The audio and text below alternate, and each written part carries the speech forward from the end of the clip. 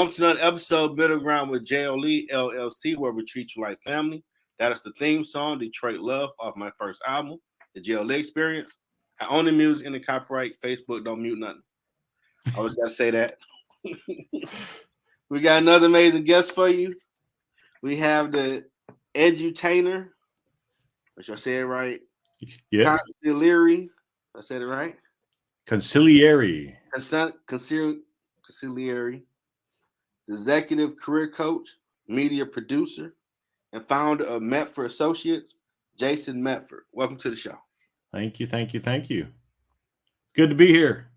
I appreciate you sharing your story. I like that you're a musician too. I didn't realize at the beginning too that was your song. So great. Oh yeah, on that, man. Woo-hoo. Boy, you gotta check out the first album, second album. Well, I know I'm gonna go download them now. Now I know that you got them out there. Will change your life. Yep. Positive music with banging beats. Work out to it, chill, whatever you do. I do it all, man. Have you get down, you're gonna hear a beat like, okay, I can do a little something to it. I like that. You know? Okay. First question. What led you to this path? Oh man. Lots of different decisions over my whole life, right? I mean, it's I think we never, and I still don't know where I'm going completely, right? But I think, every little decision that I have made, and the older I get, hopefully I'm getting wiser, right? But the older I get, the more I look back and I'm like, oh, I guess that's why I did that, right? Because when you're in the middle of it, you don't know, right? And so, let's take, for example, like the edutainer side, right? And again, I got a couple of words out there that people are like, huh? What's that? Right? Well, I like to be a little different, man. And you know that already. Yeah, you come out a little different too, brother. Yeah. So, but edutainment is educating and entertaining people at the same time, right? So actually Walt Disney used that term back in the 50s. As well, right? But I've taught people for a long time. I mean, the whole time growing up, even when I was a little kid in church, I was teaching, and so that's always been a part of kind of who I am, as teaching people. Mm-hmm. But there's also kind of been an entertainer part of me as well. When I was a little kid and we used to, like put on the old LPs. You remember that? Oh yeah, right? I remember that. Put on the old LPs on my parents' old stereo, that they bought in the 50s. And my little brother and I, we would like play out like we're singing and all that kind of stuff. We were lip syncing like Milli Vanilli, but hey, whatever. Right? But so there was always that part. And then what was funny, right, is fast forward probably, I don't know, almost 40 years. From 30 plus years at least, from me being that little kid singing. And I remember I was over in the Middle East doing some training. So I used to go over there quite a bit doing live trainings. I'd get kind of dropped in and I'd be there for weeks at a time teaching live trainings for 5 days at a time. And one of the people in one of the trainings was like, you're great at what you do, but if you weren't doing this, what would your dream job be? And I'm like, rock and roll star, baby. It's like, get me up on the stage. Let me go. Right. And then I'm like, well, hold it. Why can't I kind of combine the two? Right. Why because especially in a lot of the areas where I've taught, it's been kind of boring stuff. Right. Mm-hmm. And so it's like, why can't I make it more fun? Because the more fun we have while we're learning, the more we actually learn. Right. So I've always tried to incorporate music into what I'm doing, funny skits, things like that as well. And even in the way that I try to do my podcast, or even like here, I'm much more animated than you would think. Right. Because if you knew me really well, you'd know I'm a severe introvert. And when people find that out, they're like, what? And I'm like, yeah. But I get up on stage, baby, like this, and it's like, let's go, let's play. Right? I'm with you, brother. Yep.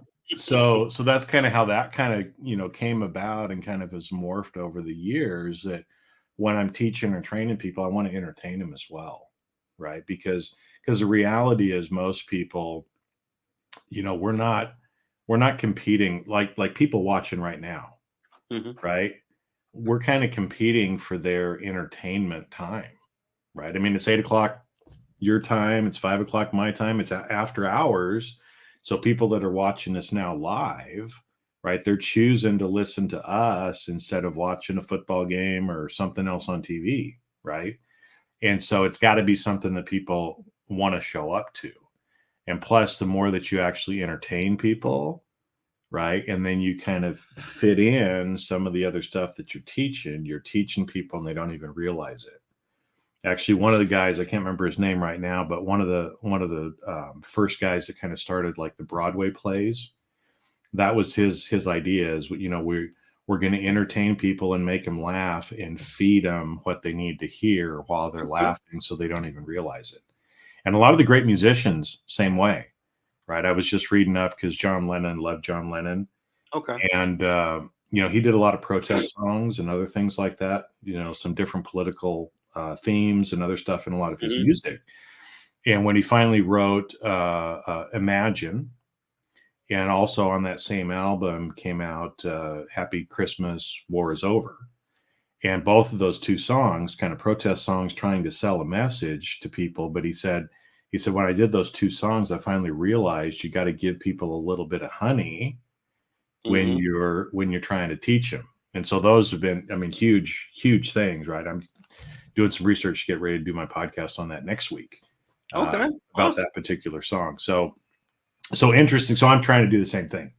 And then the Consigliere, right? It's like, I talk to a lot of people and they're like, what is that? Right. Which is, I love mob movies. The mafia just fascinates me. Right. I've seen so many gangster movies and everything else, but I think that role in the mafia families, and I'm not a mafioso, nothing like that, but it's a confidential advisor to the boss, right? And so that's what I do a lot when I'm coaching people, whether they're business owners or executives, is look, you're the boss. You're going to do what you want to do. But if you want some objective advice, right? Because most of the people, if you ask somebody that works for you, they're going to tell you what you think you need to hear, what you want to hear, right? Because they don't want to get in trouble. You go and ask your significant other, your partner, same thing, right? Most of the time, they're going to tell you what they think that you want to hear because they don't want to ruffle feathers. And so you need somebody who's objective and is going to say, hey, Jeffrey, I'm sorry, dude, but you know what, that I don't know what you're thinking, but you might want to consider this, right? And most people don't have that kind of a person to turn to. I didn't have that when I was a corporate executive. Right. I couldn't talk to my spouse about some of the stuff. She had no idea what I was going through. I couldn't talk to the peers in my organization because they'd be like, dude, right? And so we all need somebody like that in our life. And so I kind of help fill that role. And then media producer, everything else, because I love producing media, doing videos, things like that. So that's kind of crazy because I do that for people, but I always got to give a disclaimer. Do you really want my honest opinion? Yep. Are you sure? Are you sure you want it? All right. Okay. From A to Z, this where it ain't hitting, but you need maybe do this, this, and this. Maybe try this and this.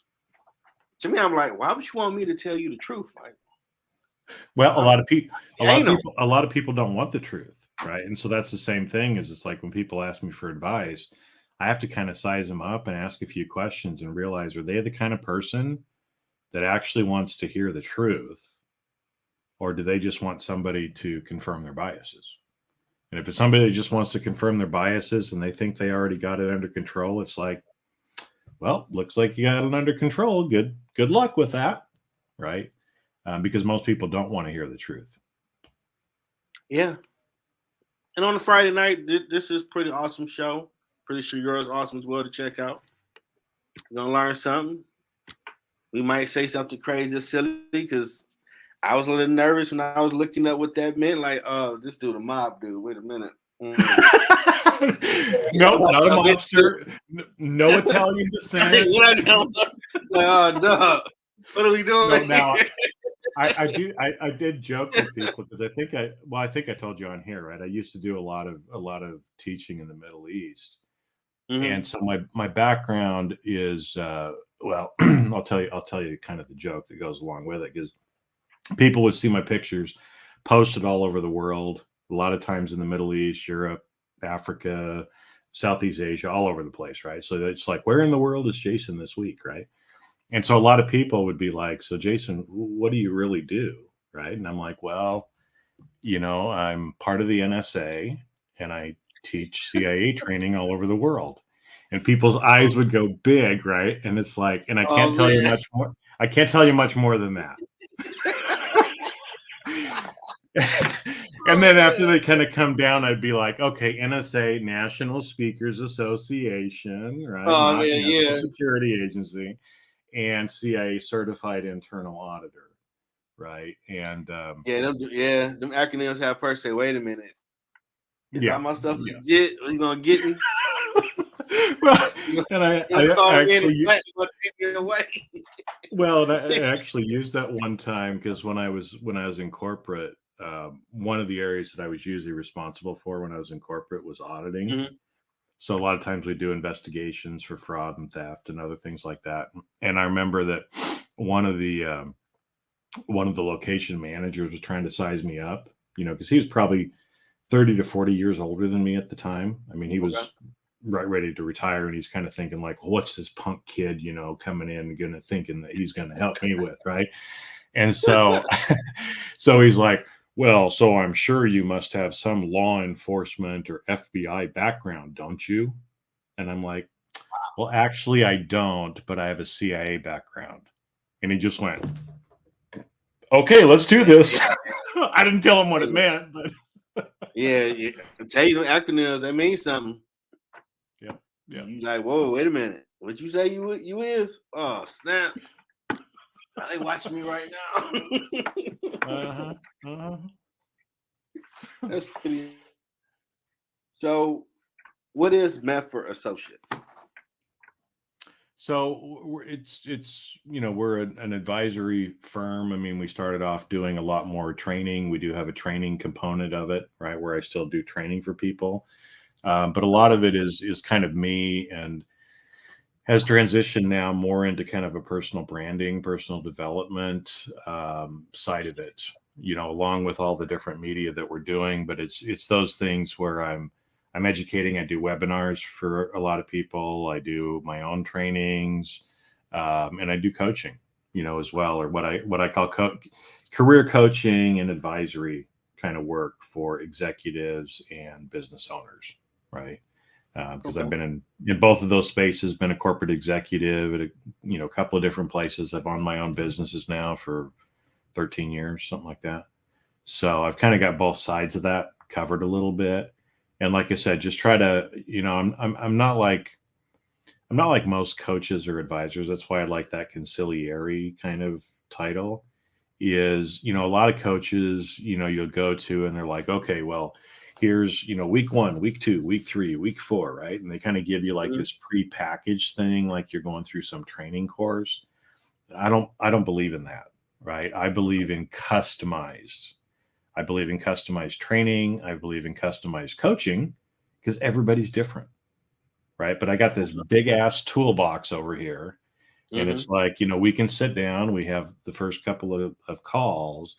I can understand who you are, what it is that you're trying to work through, and then I can pull out some of these tools that you need to start implementing, right? And Okay. questions that you need to answer to yourself to start being able to do it. So that's why pretty much everything I do is customized, which means it costs more, right? I mean, just like if you go get a custom suit made, um, Yeah.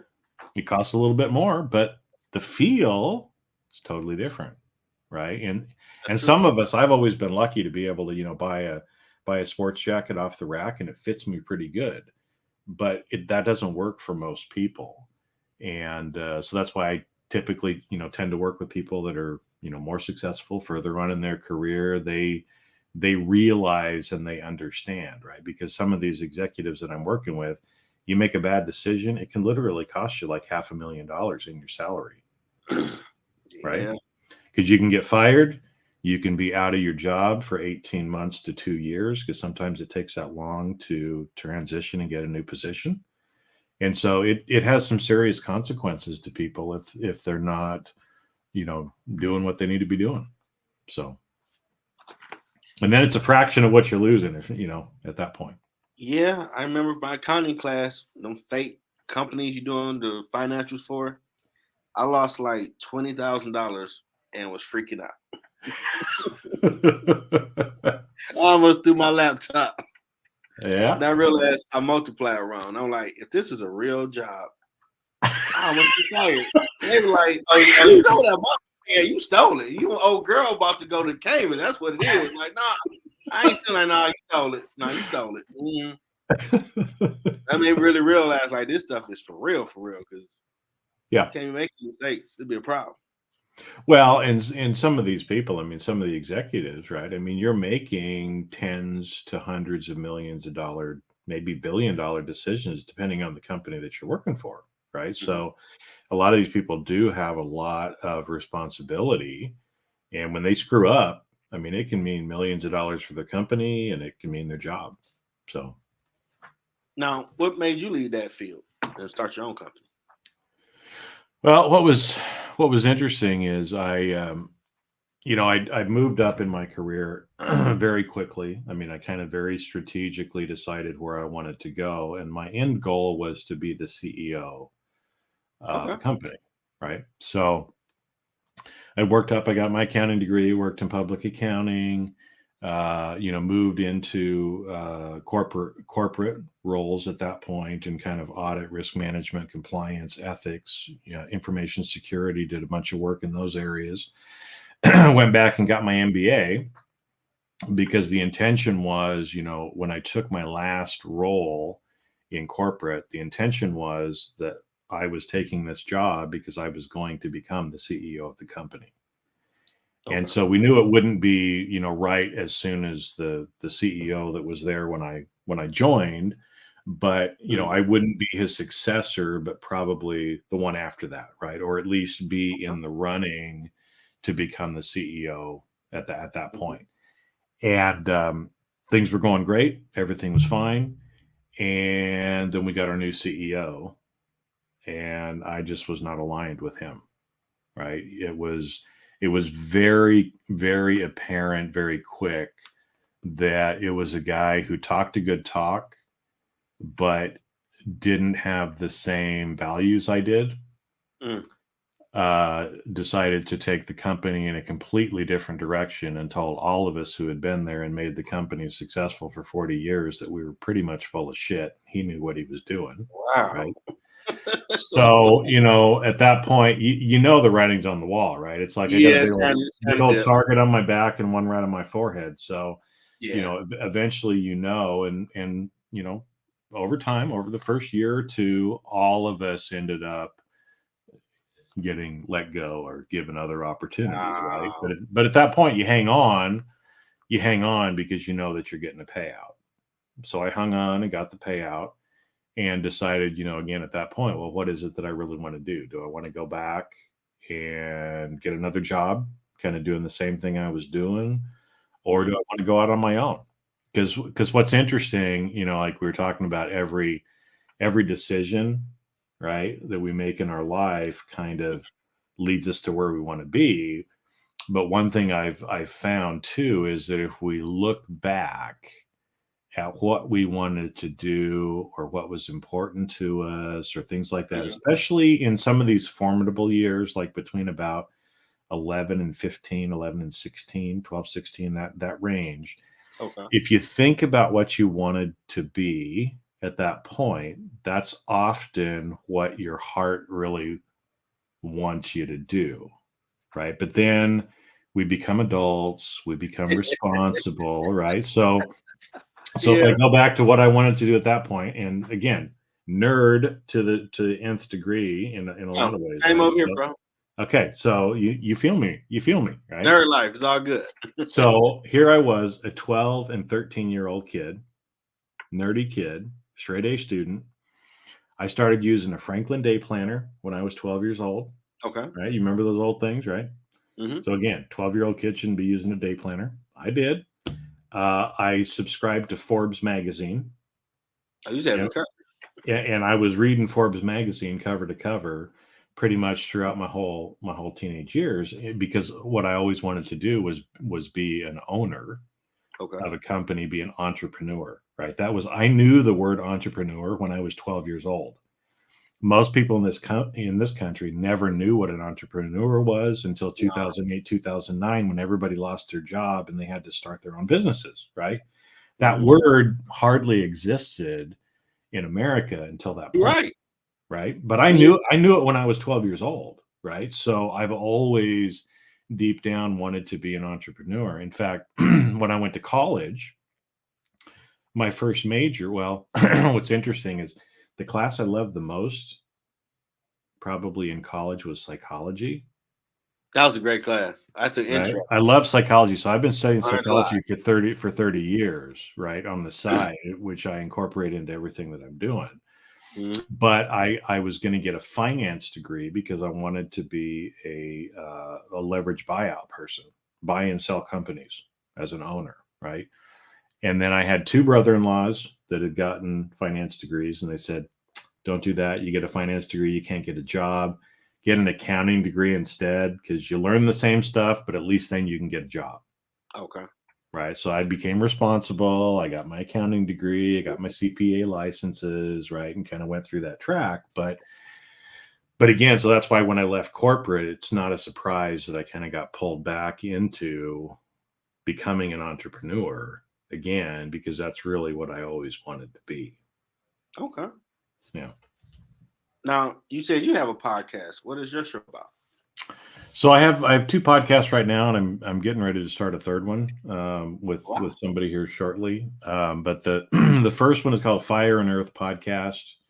It's one that I do with my friend Dr. Kathy Groover, where we just kind of talk about whatever we want to talk about, right? So she's got a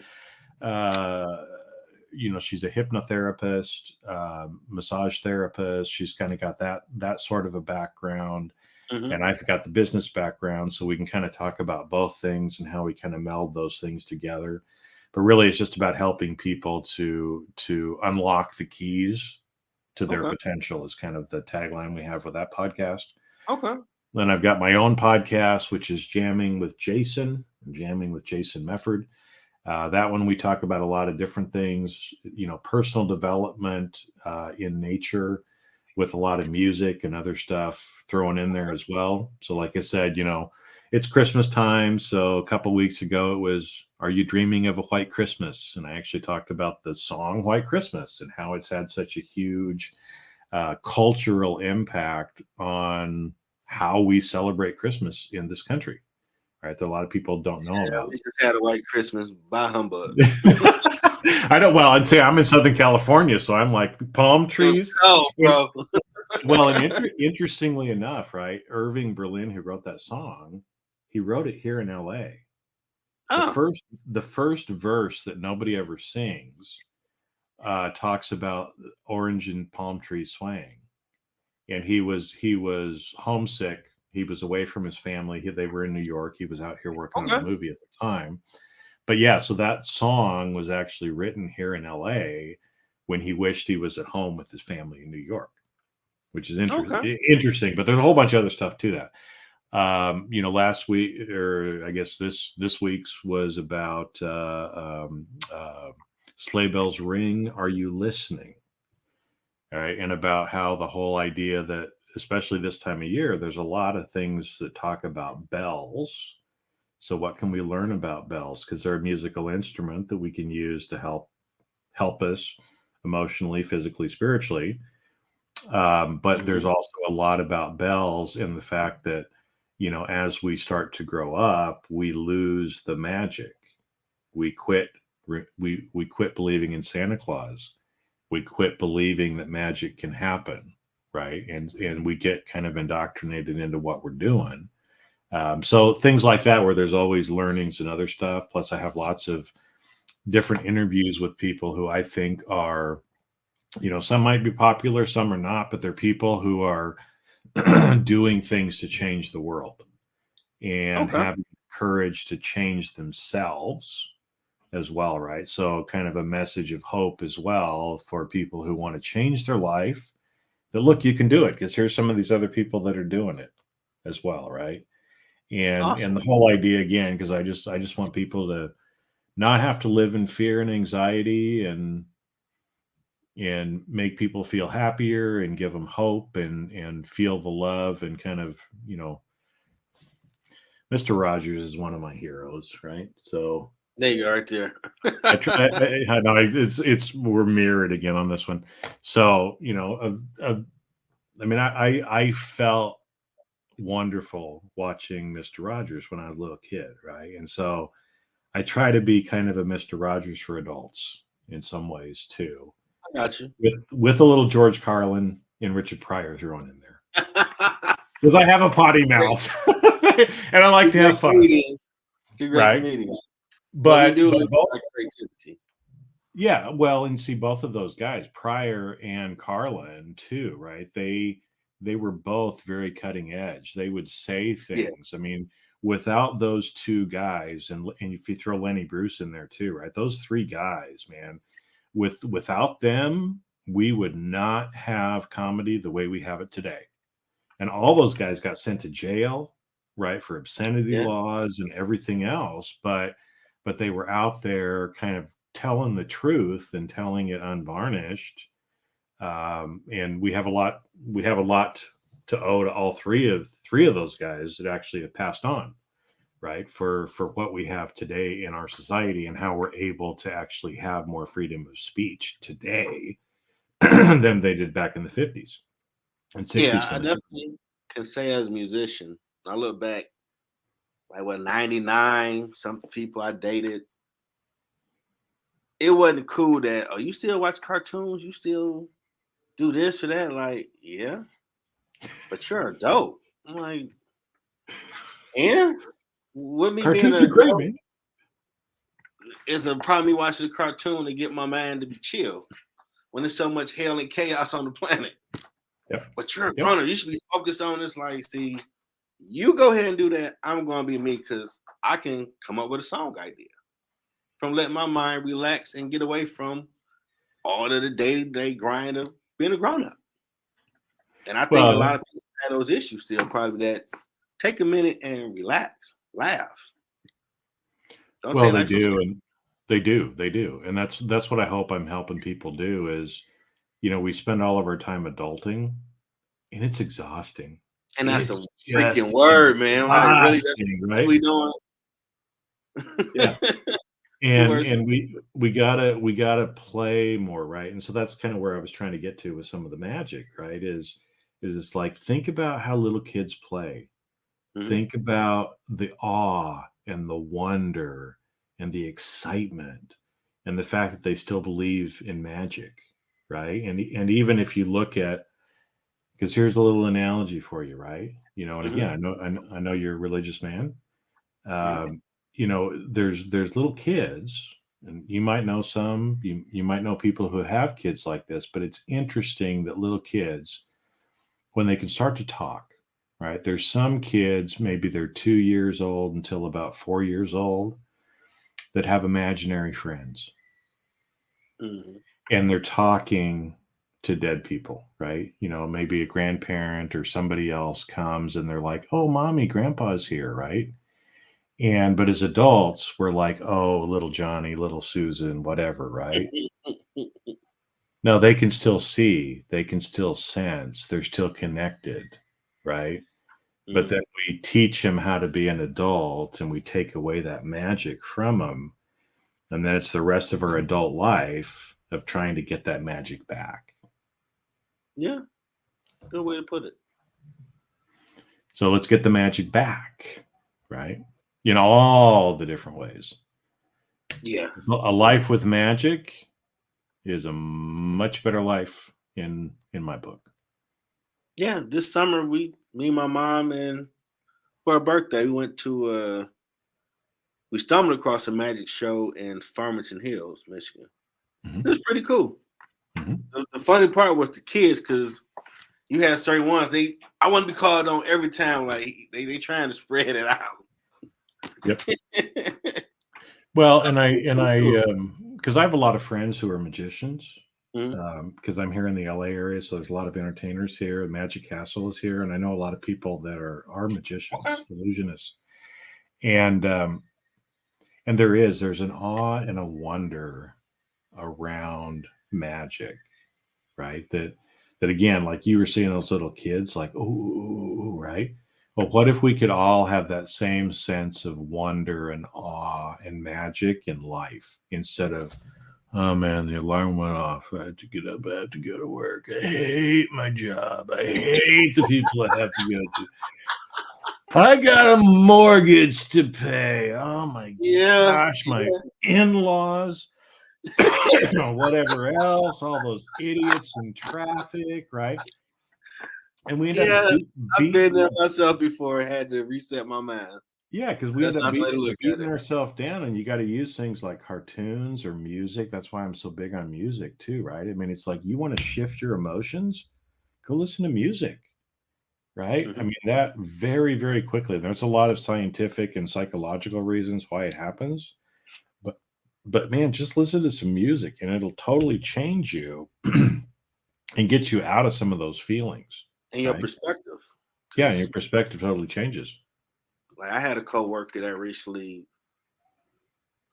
was unfortunately murdered. That no matter what type of day we were having coming in to work, he always had the mindset.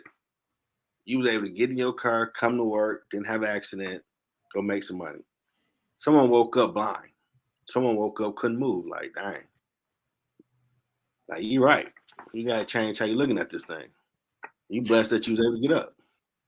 Yeah, exactly. Right. I mean, because, I think somebody just put in the comments the self-care. It is, right. And it's also, it's how we choose to look at life. Right. Because like you said, I mean, I like to quote one of the great philosophers, Gene Simmons from the band Kiss.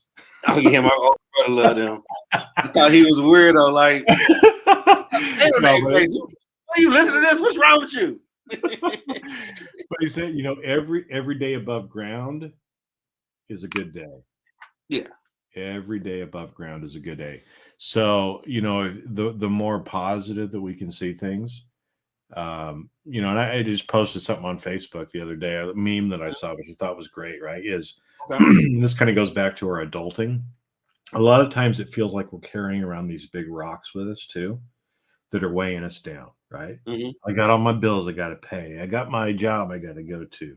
And it's like at the end of the day, set down your rocks, and tomorrow use those rocks or those challenges as a way to step higher to where you want to be tomorrow.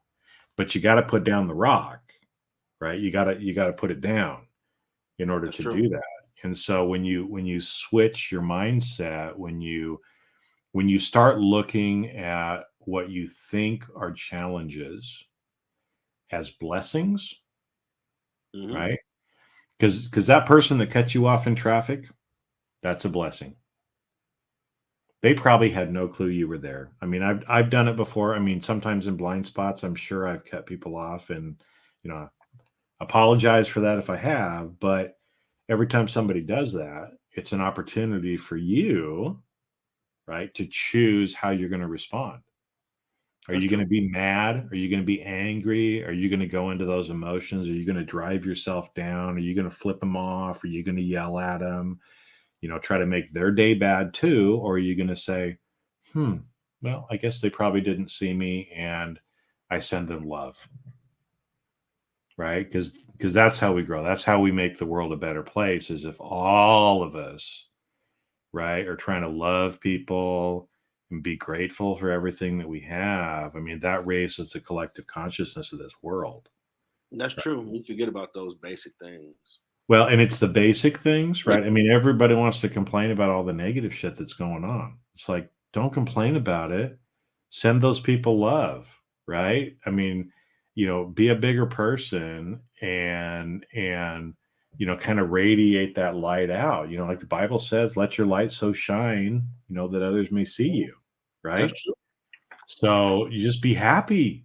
Just be happy and help other people be happy. Compliment people when people are mean to you. Because you raising your own frequency and vibration and sharing the light will do it to the other people around you. Right. Because that's like Gandhi said, be the change you want to see in the world. Well, that changes you. You be the change, right? Be that different person. And by you being that different person, the people around you will either leave because they're like, Jeffrey, you're too much for me, man. I can't handle you now. Or the other people are going to be drawn to you. They're going to be giving you hugs and love and everything else, right? And That's either way, real. we're all better off. We're better off for it. That's real talk. That's how change really happens, right? I agree with that. Well, we at the point to promote everything you got going on, kind sir. Let people know. Well, I got lots going on. I mean, the main thing again for most of the people here, because like I said, I do a lot of technical training kind of stuff. I've got a whole training company on that, but especially if there's people that are in your career and you're wondering, what am I doing, right? Because a lot of people, especially middle age, you get there and it's like, man, how did I get to this point in my career? I'm not really happy, and where am I going to go next? Sometimes people don't know where to go, right? So I do offer, I call them kind of like coaching checkups. So it's almost like like you go into the doctor, you go into the doctor, you pay your $50, $100 copay, whatever thing like that, and doctor just checks you over, right? Well, I kind of do that for people, and again, it's a cheaper thing. It's only $100 about of half an hour. We'll just talk about where you're at, where you want to be, try to figure out, give you a few things to kind of look at or go off and work on. And if you want to, then we can get into a more formal coaching kind of an arrangement, right? So I'm here for that. My podcast as well. So like I said, I've got Jamming with Jason. I've got Fire and Earth, and you can catch both of those. I know you've got the ticker going at the bottom. So my website, jasonmefford.com. There's links there for pretty much all the stuff. I got probably 500 blog posts on there. I've got, between those two podcasts, I've got about 550 episodes of all those. Links to my YouTube channel is out there as well. And then I'm in the works right now. There'll be probably a third podcast coming out here in 23 that actually helps people and talks more about spirituality from a professional perspective. So as far as a lot of people that I work with are in professions, audit, risk management, lawyers, doctors, engineers, people who are taught to be very technical. And a lot of times those people, we just rely on our analytical brain and we kind of throw everything else away. And it's like, if it's not analytical, if it's not scientifically proven, then I'm not going to believe it. But there's a lot of people in those professions who are spiritual, who believe in a higher purpose, who see this life and realize, like we were talking about before, things like spidey senses, right? When you feel like you get a spidey sense, of something you're supposed to do, that intuition, and there's not a lot of people talking about it, or that it's okay for you to actually think that way and be yourself. And so a lot of times people don't say anything, right? And so we're going to start talking more about kind of what it means to be spiritual in all the different ways, and how it's okay to be that way, right? I mean, we're spiritual or cosmic beings having a human experience. Yeah, and it's tough because I know when I look at myself now at 44 compared to years ago, not many people knew I did music. I was very personal. I don't want your opinion. You don't even know that side of me. You just know we hang out, we drink, we smoke, we go party.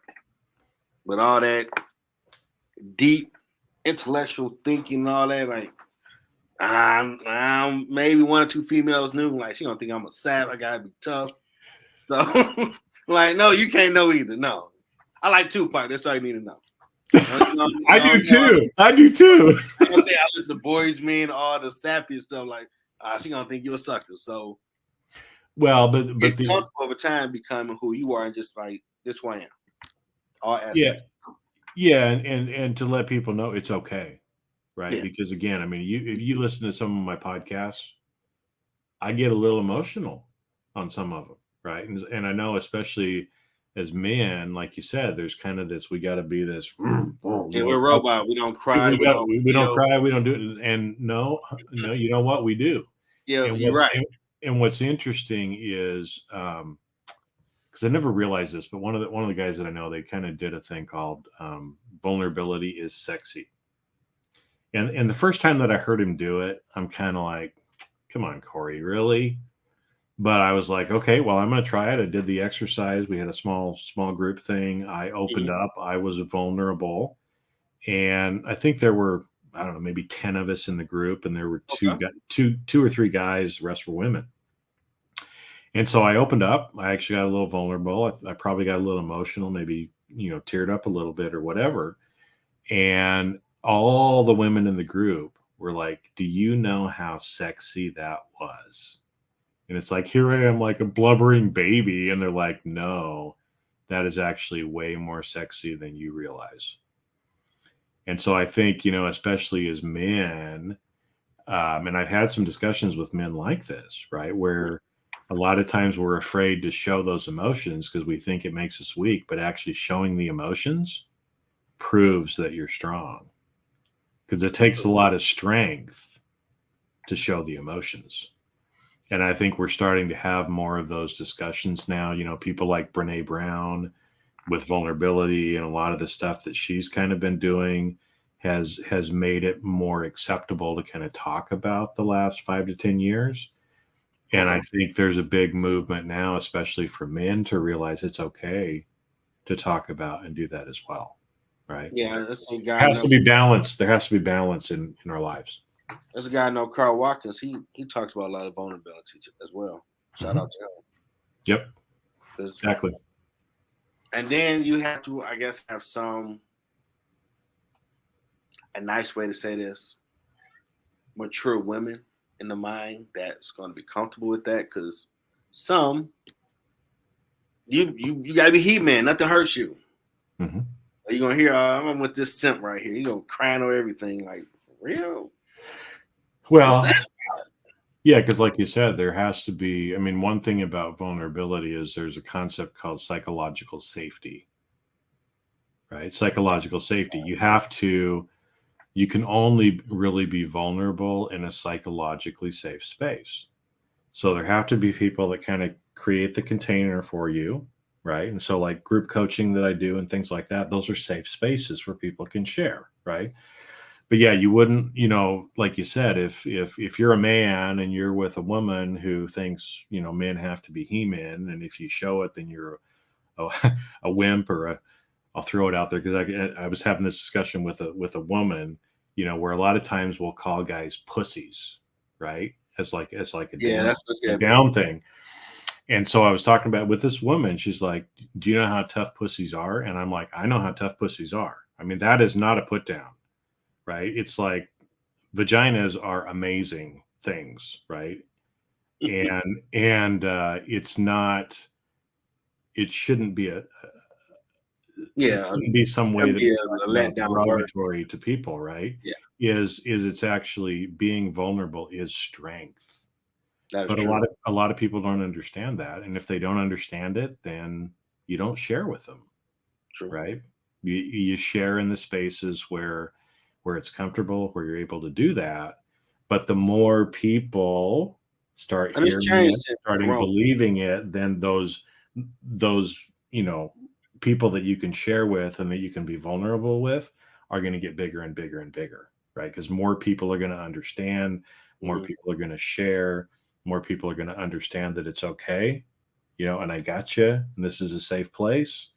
And the more we do that, I mean, we're loving our fellow men and women That's when we true. do that as well, right? So we're showing love to them. That just helps grow everything up too.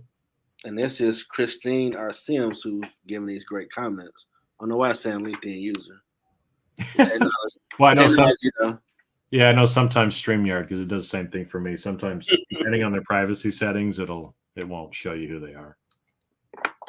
But yeah, and COVID has started opening up the mental health It has. and wealth perspective of finding that balance, talking about these things where the world has went through a lot. And then if you're dealing with personal loss, family, friends passing, or losing a job or whatever, that's a lot. And you can't keep it bottled in because you will flip out. And they Yeah. were like, they just lost their mind at work because hell is going on in their home. Mhm. It got to come out, hopefully productively somewhere. It'll come out. Yeah, and I know, the pandemic has it's made it hard. We have a mental health crisis in our country, especially Yeah. in the U.S. And more people are starting to admit it, to talk about it. We need to talk about it. But I think what it also did is, with so many of us kind of, starting to work from home or kind of going back, it's also helped a lot of people kind of refocus on what's most important to them True. and what they actually value and want. And so I think it has also helped, kind of propel some people into doing maybe what they always wanted to do. Right. I mean, or, I know a lot of Yeah. people that they chose to retire a few years earlier than they were going to, because they're like, you know what? It's not worth it all anymore. I'm tired of the fight. This kind of helped me put things in perspective, and I'm going to go do this now instead. Where people completely switching careers and realizing, you know what? I'm a lawyer because my dad was a lawyer and my grandfather was a lawyer, and I hate being a lawyer. Well, fine. Quit being a lawyer, right? Because if you hate it, right? Because this is the other thing. I mean, if you hate your job, where you're spending so much time, you hate the people that you're working with, what ends up Mhm. happening is you come home and you take it out on your dog or your cat or your kids or your partner, right? Because you got to vent somewhere. And unfortunately, a lot of people then turn to drugs Yeah. and alcohol or violence, right? Instead of actually dealing with the underlying issue, right? And sometimes it's just self-management. A lot of times it's self-management, and part of that is, unfortunately, we don't teach people how to manage themselves. We teach people how to manage other people or control other people, but we don't Yeah. usually teach people how to manage themselves. And so without that, we usually turn to these other things, and then people end up getting hurt, right? In the process. Broken, families, abuse, emotional, physical, whatever, right? And so if we can break that cycle, if we can help people, address some of the mental or psychological issues that they're dealing with, if we can help people understand their bigger purpose here on this world, and it's not all about making money and getting a bunch of power, that's not the reason why we're here on this planet, then I think people will start to change and make some of those decisions that need to be made for all of us to have a much better place in this world. Yeah. And now they have the 988 number for mental health you can call to get that help now Mhm. that we didn't have before. Um, what has been your biggest challenge on your journey? My biggest challenge, I think, it's probably the same as it is for a lot of people, but sometimes the change, right? Okay. we get comfortable. We get comfortable doing what we've been doing for a long time, Hmm. and change is uncomfortable.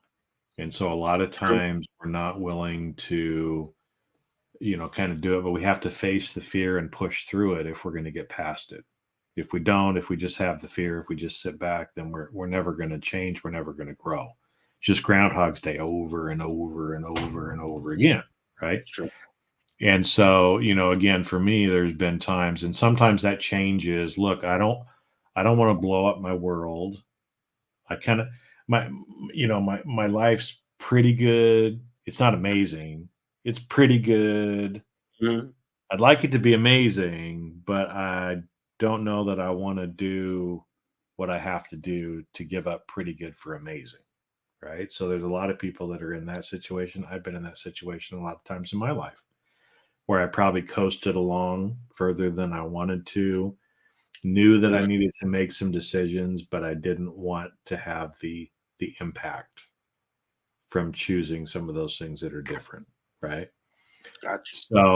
So there's some of that obviously that I've encountered at different points in my life, and it's just human nature, right? To be able to do that. And the other thing that kind of goes along with that is a lot of times, especially because of my professional training as well, right? I'm always trying to manage risk and scenario plan and plan everything out in advance. That sometimes I still find myself afraid of making a mistake, Uh, and so I'll overthink things. I'll replan everything. I'll try to come up with every different little thing that I can think of, and wait to make the decision until I feel it's the perfect decision, right? okay. And that's held me back a lot in my life too, where now I'm learning how to be better at, you just got to go and do something, because Yep, step in. clarity usually comes after the action, right? It's like, so I'm doing more things now that I don't know how to do that, but I'm going to start doing it, and I'm going to figure it out along the way, right? Mhm. um are some of the things like that I've really kind of learned is, live each day like it's your last, if you will. Figure it out as you go along. Just show up and do something to serve somebody every day, help other people some way every day. And the more you do that, the more everything else is going to get clear in your life, because none of us can predict the future.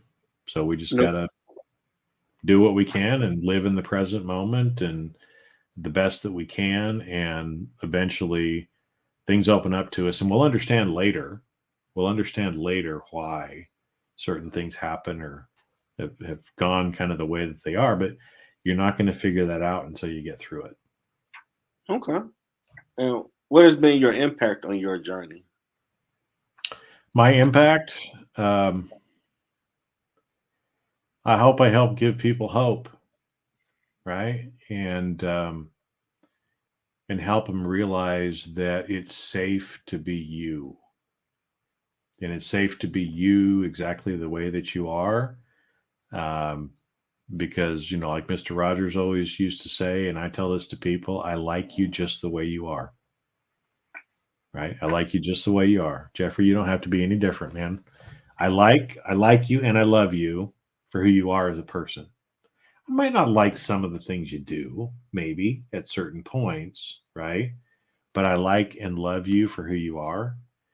And so I hope that I'm giving people hope of that. I hope that I'm helping people have the courage to do the things that they need to do, because change is always required. If you want something different, you got to change, right? And Mhm. I know change is scary and it takes some courage to do, but hopefully I'm helping people have that courage to do it, and showing them examples of people who've done it before, things that I've done before. I'm not perfect, I'm still learning, but to know that there is that out there, and that there's more to life than collecting a bunch of money and power.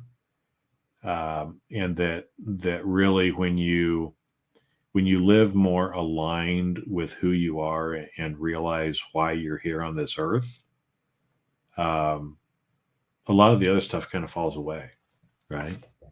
And so I hope again that I'm helping people kind of understand that and take the bigger picture and realize, hey, you know what? It's okay to be you. It's okay to be weird. I mean, I think in music lyrics and in phrases from movies, right? I mean, you'll say something and a song will pop in my head, or lyrics. I kind of think that Mhm. way. I'm a little different.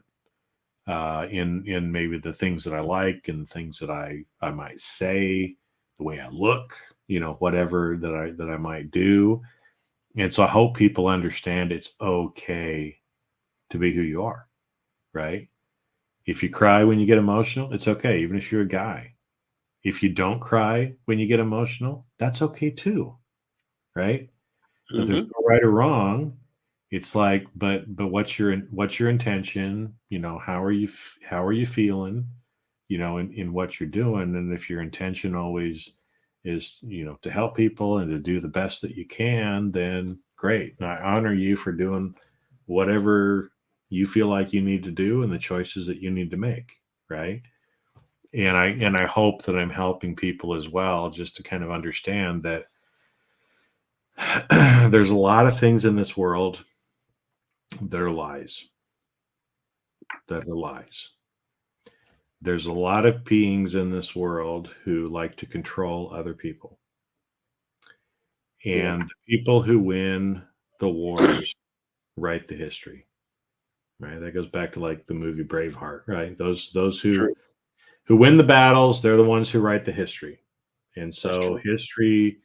history is never necessarily accurate, and there are, like I said, beings in this world who want people to stay in fear and anxiety and be controlled, to be controlled. Um, and I hope people can start to question some of that and to realize that some of the structures, some of the things the beliefs that have been indoctrinated in you are not real. They're not real, right? And that what is real is sometimes more of the magical, more of the science fiction and the fantasy. And so I like to tell people, science fiction is not science fiction. It's science faction. And Okay. fantasy is more real than reality. I feel that. Yeah. So it's and the fact that we can create whatever we want, right? Because like we were talking a little bit before, how you choose to look on life is the life you will create. If you decide to get up every morning grateful that you're alive, grateful that you can provide for your family, even if it's in a job you don't want to do, grateful that you can serve other people, you can, do whatever. If you're grateful and you're happy, you're going to have a grateful and happy life. If you wake up every day miserable, complaining, you're going to have a miserable and complaining life. And everybody gets to choose what you want to do, right? And I know you want that. I mean, that's why you're doing shows like this, right? Is Yeah. is Good perspective. is trying to help other people. Yeah. And so anyway, I feel that. And last question: what advice do you have for someone trying to find their purpose? so don't spend too much time trying to find your purpose. People um, waste a lot of time trying to find their exact purpose.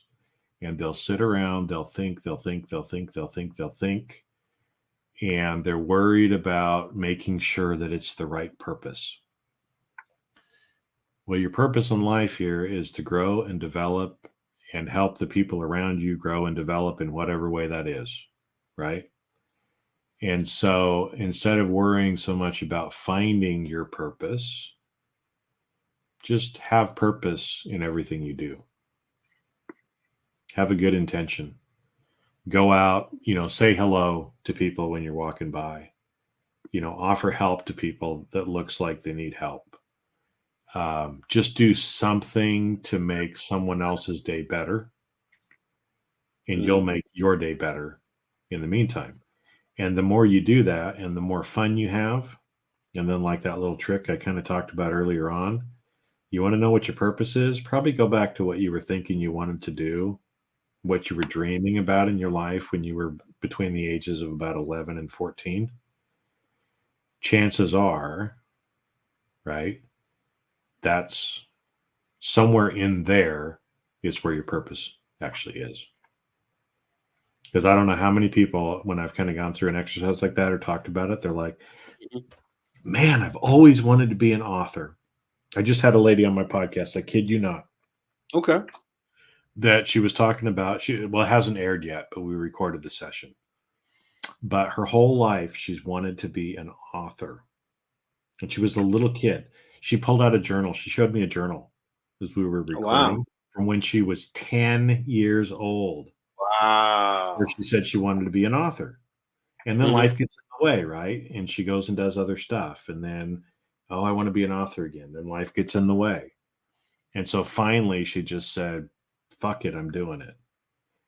She literally channeled a book through spirit, if you will, when she finally just gave into being what she always knew she should be. And when those kind of things happen, right, that's when the magic starts to come back in your life. What is it that you find that you think is fun to do? Well, do more of that, right? Do something fun every day, laugh every day, act like a kid, play, do something, right? And the more you do that, the more you're going to actually find your purpose, because your purpose is to be happy and to help other people be happy. Each of us is different in how we do it. You make beautiful music. I like to refer to music, and I play some music too, but right. I mean, that's one way that I do that. So yeah. And don't worry that you're going to get it right, because you ain't going to get it right. Life's a journey, right? That's why we weave back and forth, but every decision you make gets you closer to the end of your life and figuring out, at the end of the year when I'm 120, so I want to be 120. And I turn around, right?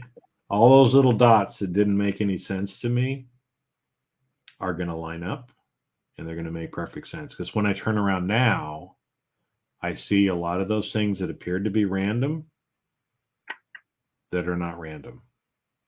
So just do something, and the plan will all work out for you. That's awesome advice, brother. And perspective. I hope so. That's what I'm trying to do as well, right? And again, those challenges, I'm seeing them as opportunities. And a lot of times, like I said, when I turn around and I look back at those challenges, I now understand exactly why I had those, and they were blessings. I didn't like them when I was going through them, but they were blessings. Trust me, they were blessings. Awesome. Well, I want to thank the Edutainer, Consiglieve. I said it right? Consiglieve. Media producer, founder of Mefford Associates, Jason Mefford, for that awesome perspective and journey. Thank you. And thank you for having me on. I'm glad, this is an example too, right? Like you said, your spidey senses said, I don't know, I need to talk to that guy. I need to have him on. Thanks for listening to your spidey senses. Because when you reached out to me too, a lot of people reach out to me. Spidey senses on my side said, yep, you need to talk to this guy. So here we are. Yeah, great show. Well, happy New Year to you. Hope you and your family be blessed going to New Year and safe. Have a little fun. Thank you. And you too. Appreciate you, brother. I'm going to play this outro, get the show together, and I'm going to send you a copy. All right. Thanks. Thank you.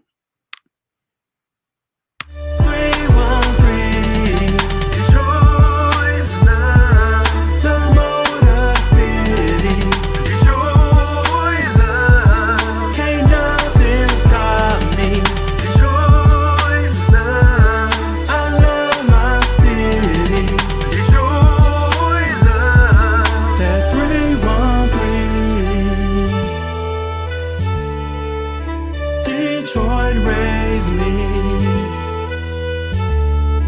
Detroit.